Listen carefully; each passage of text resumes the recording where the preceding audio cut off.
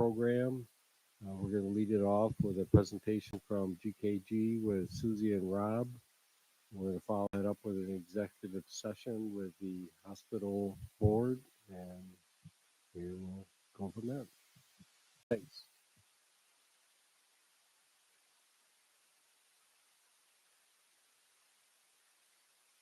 Okay, everybody hear me okay? All right, well, thank you for having us today. My name is Susie Phillips, and I work for Gilroy, Kernan, and Gilroy. We are the healthcare consultant to the county, and we're here today to talk about the renewal, June 1, 2025 health plan renewal.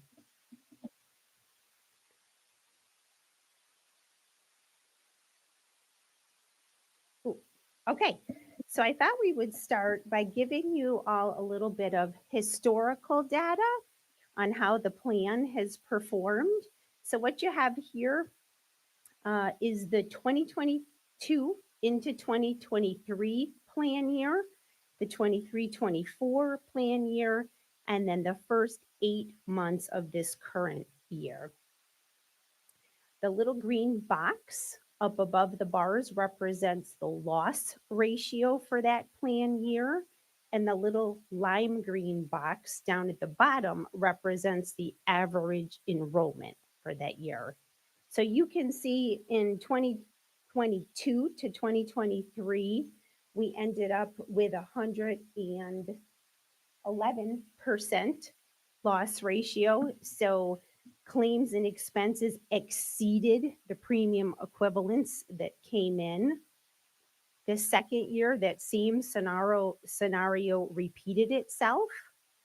And 8 months into this current year, we're at 102%. There is a note at the bottom that reminds you all that we don't have a like population from year to year to year. The first set of bars includes our post 65 retirees for that full 12 months. The second set includes them for 7 months, so June 1 through December 31, and then they were removed from the self-insured health plan and moved on to the Medicare Advantage plan through the Broome County Purchasing Alliance, and that is a fully insured plan. And then this most recent year is pure data without those folks at all, and you can see how the enrollment drops pretty sharply, right, when we take those off. So just a couple of notes on the current plan year, 8 months in, that 102% loss ratio equates to a negative variance of $251,000. So we still have 4 months left to go. So it's not over until it's over, right?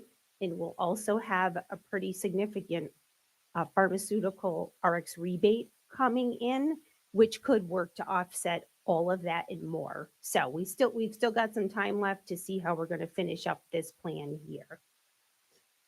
I also wanted to share that for the current year, that light blue bar that represents the total plan cost for the self-insured health plan, that $11.27 million is actually $1.4 million less than the same time period as last year. And that's a reflection of those post-65ers being removed from the plan. So it's making a difference, which was the intent. Any questions? Should I do questions as I go or wait till the end? Either way? Okay. Okay. Okay. So everybody knows that Lewis County conducted a fully insured RFP to really, demonstrate that a self-insured environment is really the more financially advantageous arrangement for you to be in. So we wanted to present the results of that. So what you see here are the responses. So we had Excelis, Blue Cross Blue Shield, which certain is the incumbent, right? So known to all of us. United Healthcare, MVP, CDPHP, Aetna, and Emblem were all made aware of the RFP. We had 3 decline to quote, so they chose not to participate in the RFP. We had 2 express intent to participate, but neither United Healthcare or Emblem met the deadline, did not provide a response by the submission deadline. And then we had Excelis, of course, provide um, in a couple of different parts. We had an initial submission, and I've made some notes there for you. And I'm going to show you on the next slide the actual numbers themselves. But here, I wanted to share that the fully insured rates are higher pretty significantly than the proposed 2025-26 self-insured premium equivalents, especially on our hybrid and high deductible plans. That being said, they don't include a domestic tier. So it's not truly apples to apples. So we went back and had conversations about that. And then Excel has provided a set of rates that do include a domestic tier, but they're estimates. Excelis does not have that plan design filed and approved with New York State. So they are truly estimates. So let me show you what that looks like. I know there's a lot here, but I've highlighted really the numbers that I guess are most poignant here. So we've got the slide broken into the 3 plans. So you have your PPO plan, your hybrid plan, and your high deductible plan. You can see the enrollment in each of those plans, the current premium equivalent, and then that next column where you see the 13.5%, that is the Milliman projection increase. Milliman is our actuarial partner that works with us on Lewis County. And we're going to dive into that projection in just a couple of minutes. So we use that 13.5% increase to arrive at proposed premium equivalents for 25-26. The next column are the fully insured Excelis rates without the domestic tier. And you can see how those increases compare to the 13.5% being recommended on the self-insured plan. So significantly higher.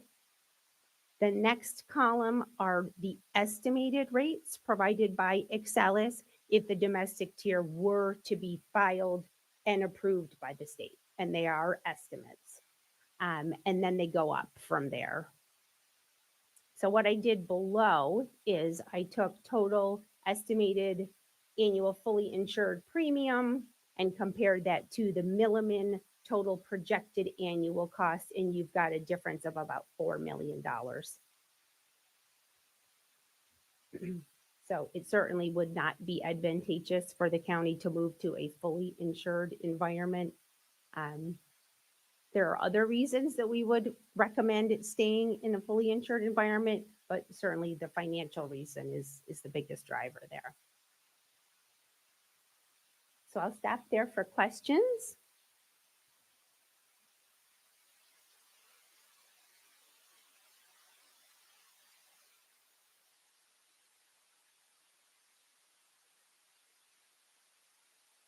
Yeah, sure. Sure. So in a self-insured environment, you are paying your claims and expenses, right? You're paying Excelis to process your claims for you and provide a network of providers. So that is your admin fee. You have stop loss insurance that you're paying as a fixed expense to protect the plan against high cost claims. You're paying a a consulting fee. There are some PCORI fees that you have to pay to the government, but there's no retention there. There's no overhead per se, right? So in a fully insured environment, you're transferring all of the risk to the carrier, right?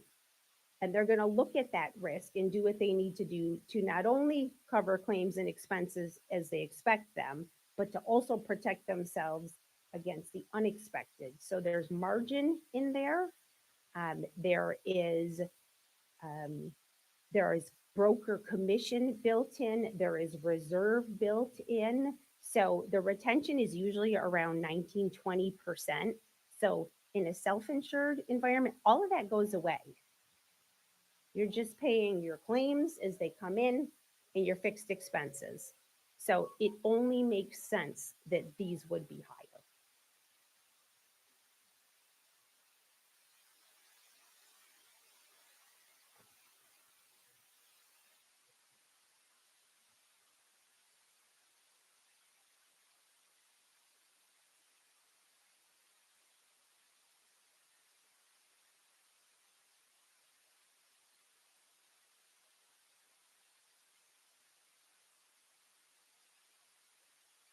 So the 1617 for the PPO single tier is the fully insured rate without a domestic tier.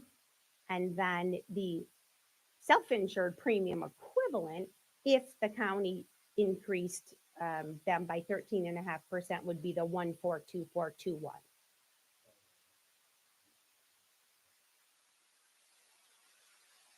Well, yes, because you only have one. If I go here, you only have one set of rates to compare against, right? Because you had three carriers decline to quote, so they didn't even provide any numbers. United and Emblem said, yes, we'd like to participate. They didn't make the deadline. And actually, they gave me figures way past the deadline, and they're worse. So, yeah. That makes sense? Okay. Any other questions? Sure. So domestic tier uh, is Lewis County Health System and its affiliates. So any services that are rendered within that sub-network, if you will, of the greater Excellus Blue Cross Blue Shield network, benefits for employees are better. So lower co-pays, lower deductible. It's an incentive for folks to use the Lewis County Health System. And you see that with employer groups that are healthcare providers. They usually have a domestic tier on their benefits to try to generate revenue for the employer itself. Take care of our own people, if you will.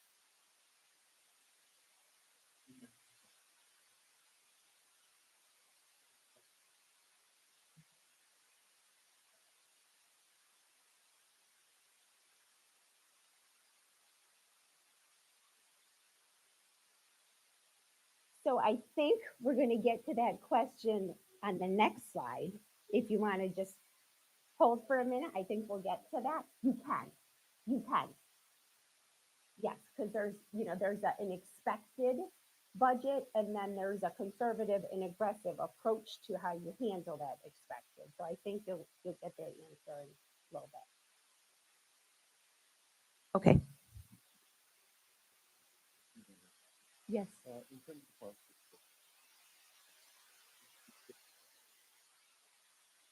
Yes. Right. Yeah. I guess they Medicaid comes back to us. Yes. Yep. Yep. They go back into the health fund, and they come on a quarterly basis.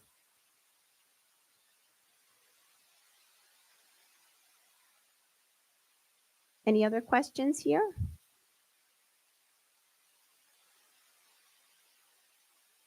Okay. And I think I might be stating the obvious, but maybe not. So in a fully insured environment, the monthly premium rates are set for a 12-month period and they do not change.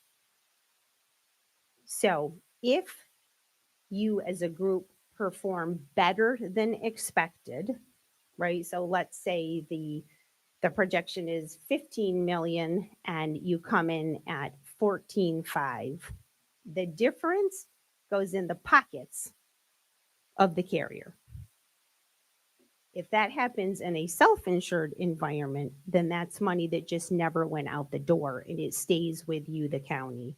So you're truly paying just what you are spending in claims and expenses. And if it's a good year, you benefit from that as opposed to the carrier. Okay. All right, so let's talk about the renewal evaluation for the self-insured plan. Okay, so we work with Milliman. They are a nationally recognized actuarial partner of ours, and they have been on the Lewis County account as long as I have been, which is more than 10 years. So this is a summary, and then on the next slide, I'll take you into some detail. But what you see here is the projected claims and expenses, for the 2025-2026 plan year. So Milliman is expecting the county to incur about $16.6 million in claims and expenses. That is almost $2 million more than where we're sitting now and represents a 13.5% increase. The notes below reflect some of the assumptions and data that is included in the projection. So we've got 1, 2, 3, almost 4 years worth of the county's actual claims data. Those years are not weighted equally. So the older the data becomes, the less weight it receives in the projection, right? Because your population is changing, folks have come and gone. So we always want to weight that older data less. It assumes an average of 621 employees. So if there were, and I don't anticipate this for the county, but we see this with some of our, our privately held organizations, if they are in super duper growth mode, as an example, we would want to take that into consideration and change that number. But I think we're expecting the population to hold relatively steady. So we'll use that 621, which is an average of the prior year. The projection is for the self-insured health plan only. It does not include costs for the fully insured Broome County Purchasing Alliance plan for the retirees or the post-65 retirees. And then we've got trend of 5.3 on the medical and 12.2 on the RX. That is a blend. So Milliman takes Lewis County's actual historical trend and combines that with national and regional averages. We've got the admin in the projection at 2.8, which is in stone. That's not an assumption. That is an agreed to admin rate for the new year. The increase on the stop loss insurance, which is there to protect the county against high cost claims. We have a preliminary renewal at 32%. We have that out to the market currently to see if we can find a carrier who will beat that. That is not likely. And then just a note at the bottom that the projection does not take into account any plan design changes that are currently being discussed and taken to the union for a vote. So that would create a little bit of a buffer if they pass. Okay, any questions? Yeah, how far out or how far back do they go for the projections, Susie? The historical? Yep, So we've got 2021, 2022 is the first year. first year. Yep. And That- then we come forward. So they're taking them 2 years to project for 2024, 2025. So we've got 3 full 12-month plan years, and then the current 8 months. And then Yeah. we weight the more recent data more Mhm. heavily than the old data. Okay. And the other question was their projections, the 16.5, how close, if you look back at their projections, how close have they been? Like if we take Milliman's projections back 4 years, Yeah.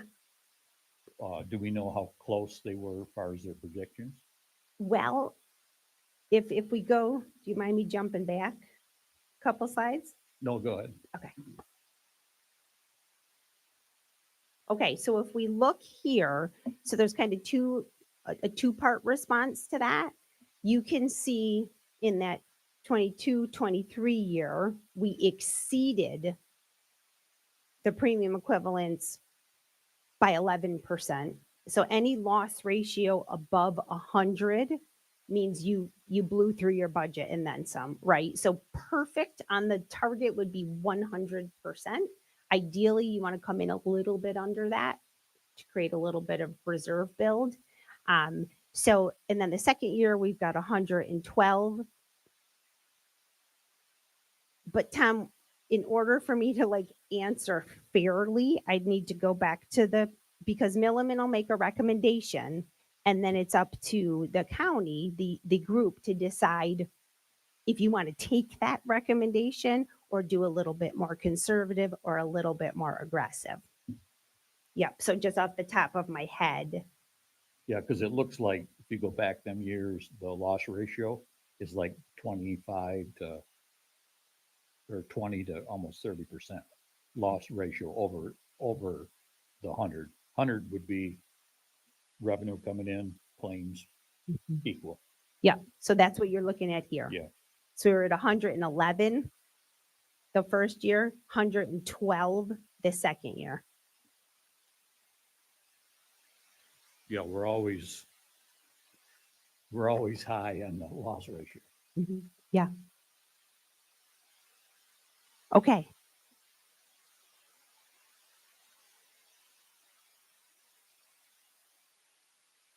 Okay, so let me take you to the next slide. And there's a lot here, so I apologize. The numbers are tiny.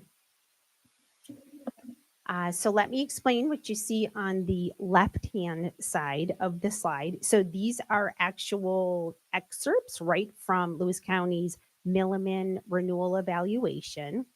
So in the first left-hand piece there, you can see the expected claims cost, and that's PEPM. That stands for per employee or per contract per month. So that's what we're expecting in claims. And I'm going to ask you to focus on the first column for me where it says plan year 2025-26, Milliman claims and carrier expenses, stay there. So you can see that's a 12.1% increase in claims. And then below it are the fixed expenses, administrative expenses that go into the projection. And they're really a much smaller piece of the total pie. Your claims is really where the chunk is, right? But you've got claims administration. So we've got to pay Excelis to process claims and provide a network. We've got a stop loss to protect the county from those high cost claims. We've got GKG broker consulting fees. We've got remedy fees. So Remedy Analytics is the pharmaceutical firm that we brought in to help negotiate a stronger pharmacy benefit manager contract with Excelis. So they take a piece of the savings. some other expenses, and then PCORI is something that we have to pay to the government each year in July. So all of that gets us to the 16.59 down at the bottom. So the right-hand piece is really, I think, where, you know, the rubber meets the road, if you will. So what you see are three columns, right? We've got an expected budget in the middle. So there's the 16.59 million. The percent increase over current, they've rounded the 13.5 up to 14, which equates to about almost $2 million in additional cost. And then that chance of exceeding the budget is 50%. And then on either side of it, we've got an aggressive budget or a conservative budget. So that's up to the group, the health plan sponsor. You know, do we want to take a conservative approach or do we want to take an aggressive approach? And that's really very much dependent on a group's tolerance for risk, their financial strength as an organization, if there is a reserve management plan that you want to factor in because it is not factored in here. All of those things will help drive the ultimate decision. So we have groups that will take the expected every year without question. And then we have other groups that will lean heavily conservative, maybe because they're a school district and there are tax implications. So it's very much dependent upon the organization itself and what's best for it. Okay. Any questions on this page?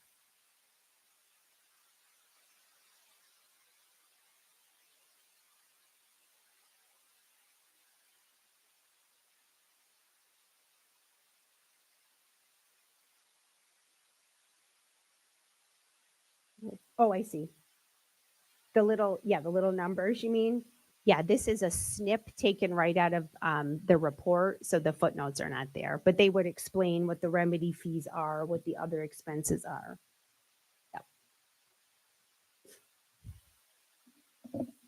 Okay. So wanted to talk a little bit about the health plan reserve goal and some strategies for mitigating future cost increases. Okay. So the county's goal is to maintain a balance in the reserve, very close to $3 million. There's been a lot of conversation over the years about that.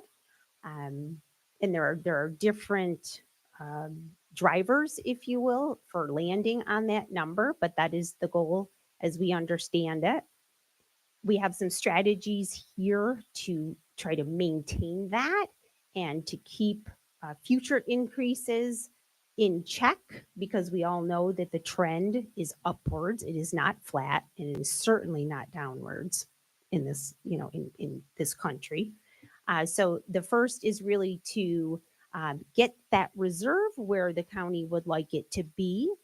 So we have had an infusion of cash coming from Lewis County Health System, and the county expects another infusion coming from the New York State Shared Services savings reimbursement. So you may remember that going into the Broome County Purchasing Alliance, there were two drivers, right? There was the savings that would be realized immediately as a result of having made that change. And then there was a New York State Shared Services match available, which would match 95% of the savings realized in that first year. So Eric and team have submitted the application for the match, and now we wait. So that should be close to $2 million, right? So that will go into the reserve, and then, that continual monitoring as you go into the future. The second piece there is achieving success negotiating with the union on plan design changes. There's been a lot of good work done there. So there was a package of plan design changes that is being right now, as I understand it. I'm not sure when the actual vote transpires, but presented to the union membership and will be voted on. We do have a deadline that we're working up against of April 1st to submit plan design changes to Excelis so that they have adequate time to build those changes into the claims adjudication system. So we should know on that any day now. Part of that package is a formulary change, a pharmacy formulary change. So with Excelis, offers more than one drug formulary. A formulary is simply an approved drug list. So we have the union and the Lewis County team have agreed to move to a more restrictive formulary, which will drive savings just under $250,000. And then we had a final meeting on March 10th. And again, they're working through that as we speak.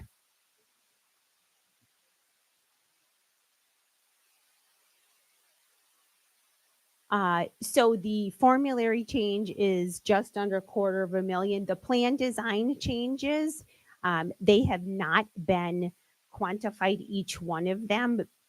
We were getting too close to the deadline and uncertainty over whether that's going to pass or not. So we're going to build a budget without it, and then any savings will form cushion. Does that make sense? So they're small. Some of them are very small changes. They're tweaks to copays and won't drive substantial savings, but they certainly, add it all together. And then the third bullet there is to proceed with some cost saving strategies that don't require a union vote.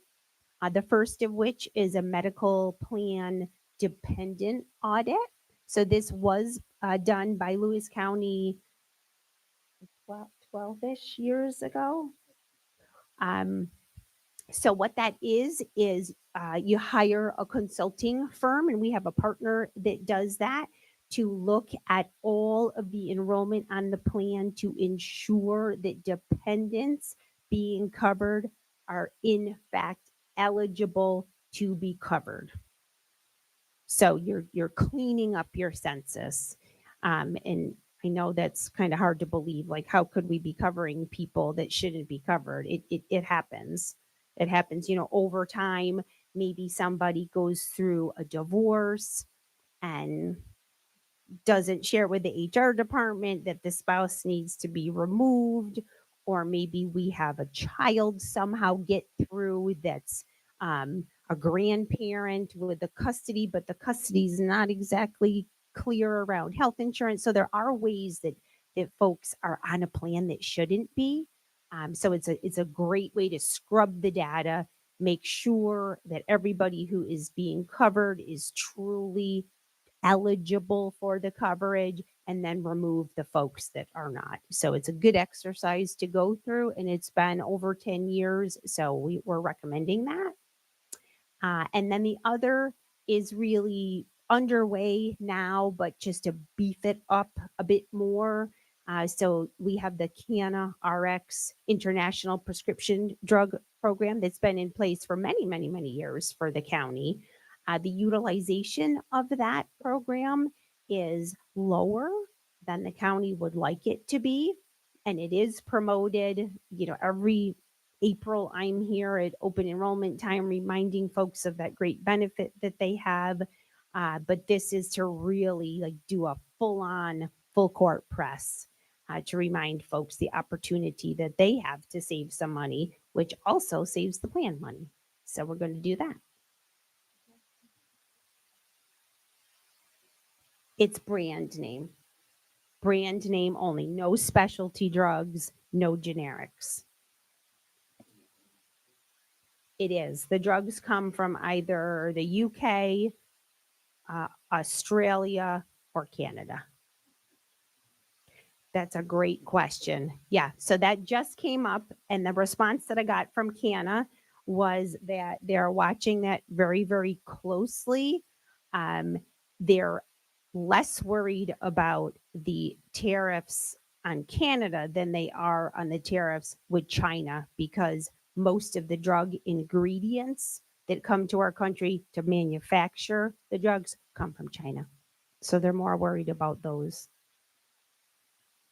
Yep, that's a great question. Just came up very recently. Okay, so that's everything that is in the presentation. I'm happy to answer any more questions.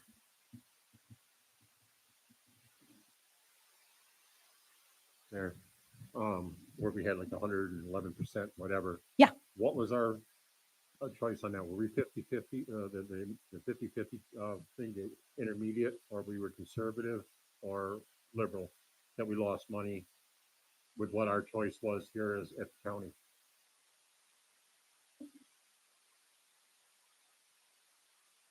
So last year was the 2020, right? 2020. So last year, the increases that were applied were varied between the plans for really the first time. So the 26 was applied to the PPO, and then 2020 to the hybrid and the high deductible, which spread, I think it was a 25, 24 or a 25. And so overall, it would equate to the same. And that was right down the middle column. And the year before, I believe it was also right down the middle column. Yeah. So if you look at the percentages, they are underneath the aggressive, expected, and conservative. So chance of exceeding budget, right? So at that middle of the road, you've got a 50% chance of exceeding. If you go conservative, that drops down. And if you go to aggressive, it shoots way up.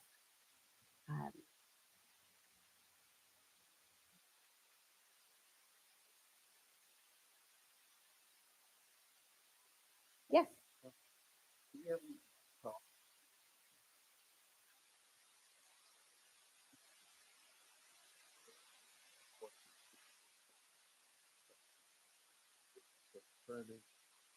Yes.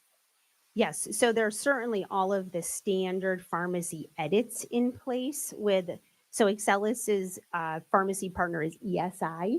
So that is the PBM who handles the drugs. So we've got all the standard edits in meeting step therapy, prior authorizations, quantity limits. So all of those things do that.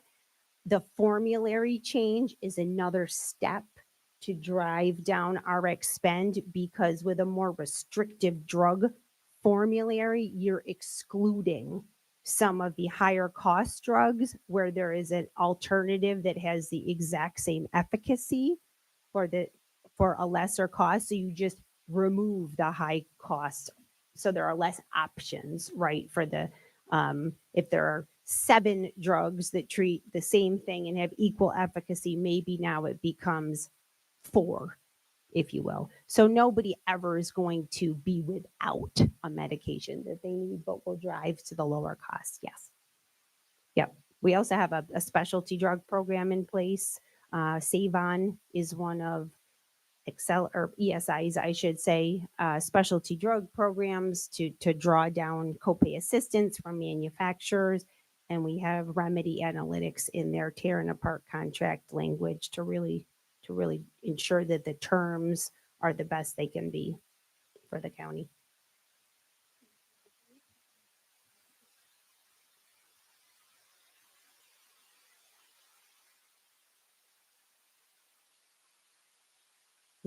Do you mean the goal or? Mm-hmm.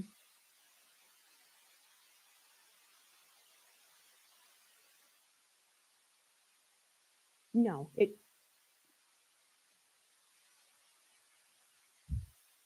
but you still have to pay for all those retirees.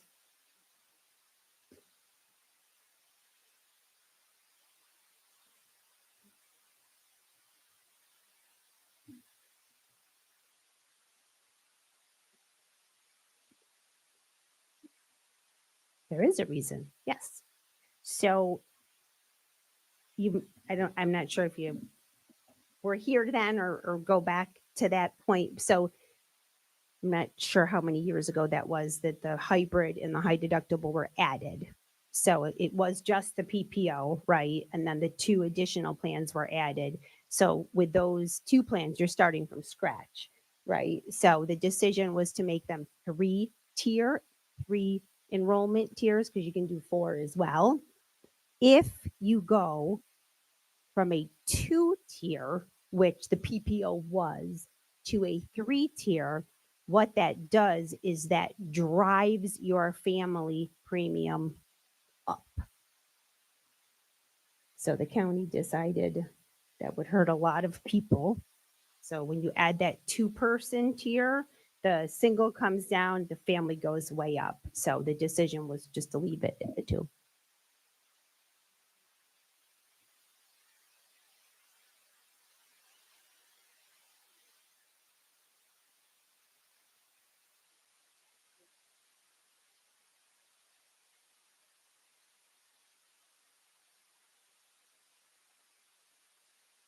Is. But if today we take your PPO rates from 2 to 3 tiers, that family rate is going up. Because they have to actuarially be in relation to each other. You just don't stick a 2-person in the middle of them. The revenue has to be equal. So that'll go up because the people who are paying for a family plan now but only have 2 people are going to go down.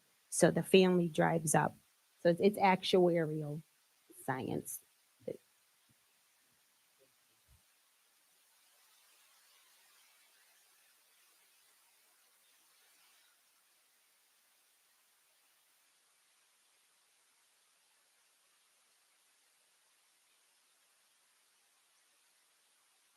It's not that it's subsidizing, it's, let me go to that slide and we can.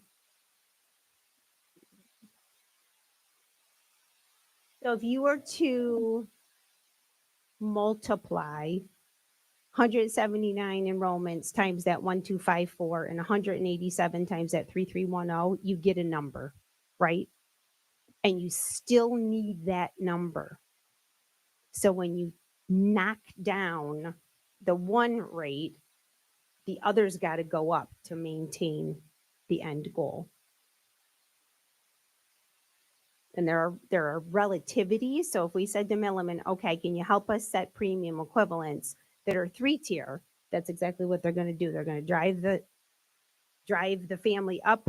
The single person is going to go down, and then the 2-person is going to sit in the middle. So, people get hurt, if you will. I mean, that's not the best word, but does that make sense?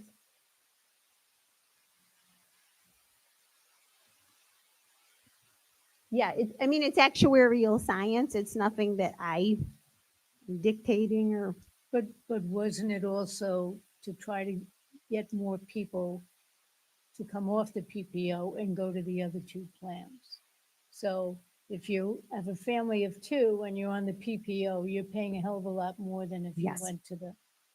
Yes, that's absolutely true. So when I meet with people to do one-on-ones, each open enrollment, and we do financial analysis, when we look at, if you move, right, there's 2 opportunities to save money. If you move from the PPO to the hybrid or the high deductible, there's a reduction there. But if you move from family on the PPO to a 2-person on, you have a double reduction. You have like a 2-factor reduction. So yes, Joan, that's right.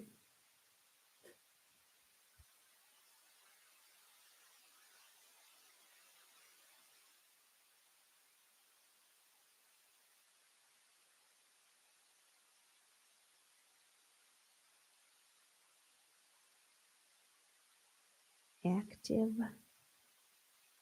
dependents of active employees? No. No, they stay with their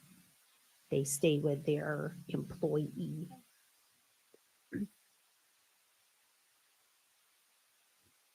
They're gonna look to what your plan is first before.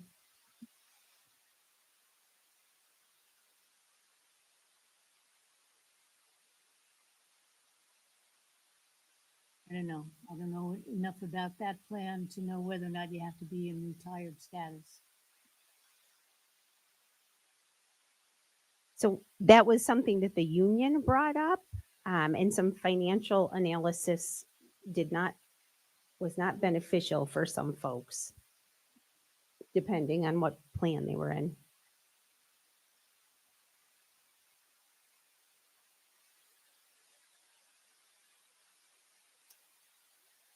Depending on the situation, I think I remember JJ was very involved in that. There were some people that would be worse off because the way the contributions are split. Yeah, yeah, yeah. So it wouldn't help those folks in that particular situation. It would hurt them. Any other questions I can answer?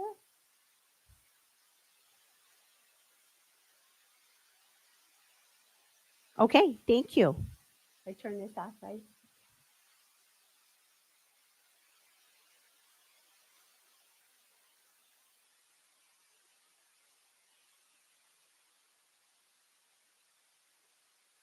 You ready for executive session? So we can go into executive session to discuss the legal effects of any decisions that the board makes and the legal effects on negotiations.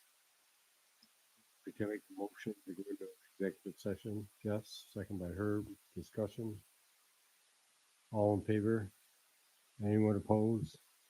We're in executive session. We're inviting the board of managers and who else would we like to stay? JJ, Caitlin, Jeff. Jeff. CFO.